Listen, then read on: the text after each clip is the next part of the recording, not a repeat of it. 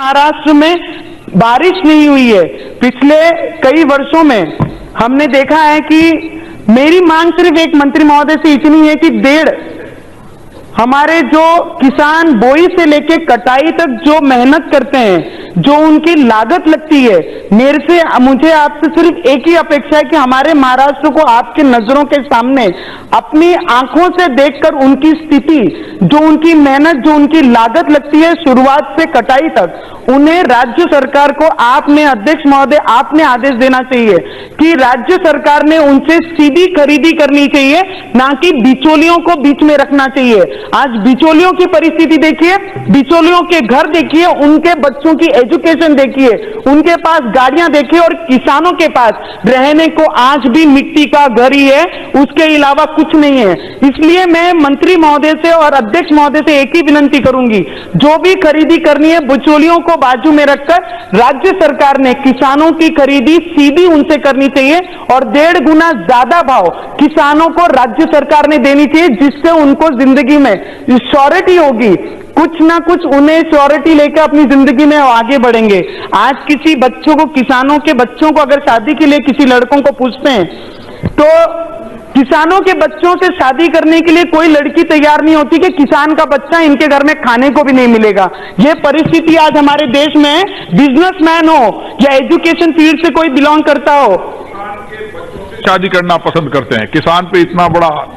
गंभीर आरोप। हम जब ग्राउंड पे काम करते हैं, जब देश में काम करते हैं, जब ग्रामीण में घूमते हैं, तो उनकी परिस्थिति जो हिसाब से है वो मुझे पूछिए, हम पूछने का आपके इसमें बता रहा हूं, नहीं तो लोग कहेंगे किसानों के बारे में ऐसा बोला।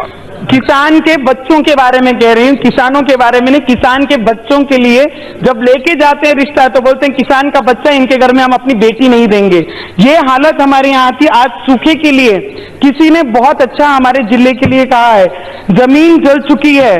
आसमान बाकी है, सूखे कुएं तुम्हारा इम्तिहान बाकी है, बरस जाना इस बार वक्त पे है मेघा, किसी का घर गिरवी है और किसी का लगान बाकी है। आज मुझे लगता है कि जो योजना अन्नदाता से ऊर्जादाता, जो योजना हमारी निर्मला सीतारामन जी ने जो दी है, मुझे लगता है ऊर्जादाता नाम देना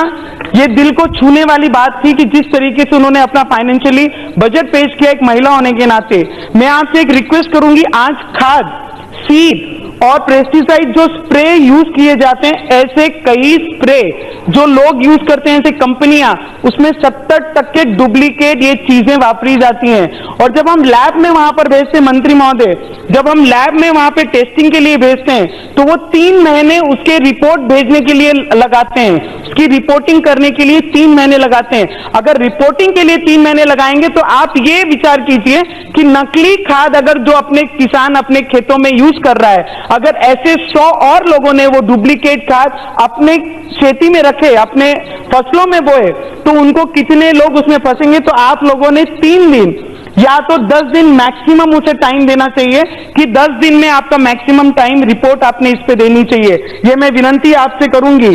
और प्राइम मिनिस्टर साहब की जो स्कीम है, प्रधानमंत्री फसल बीमा योजना,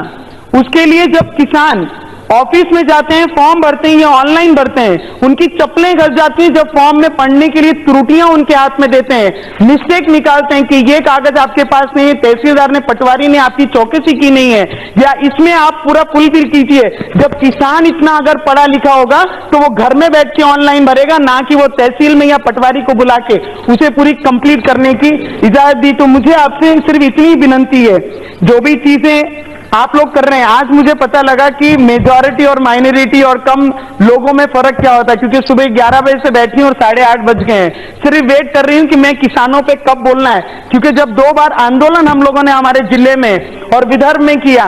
तो अच्छी बात है, हमने जब 2 बार आंदोलन किया तो हम विधायक होने के नाते 10 दिन जेल में रहे और अनशन किया, और तब शरद पवार साहब हमारे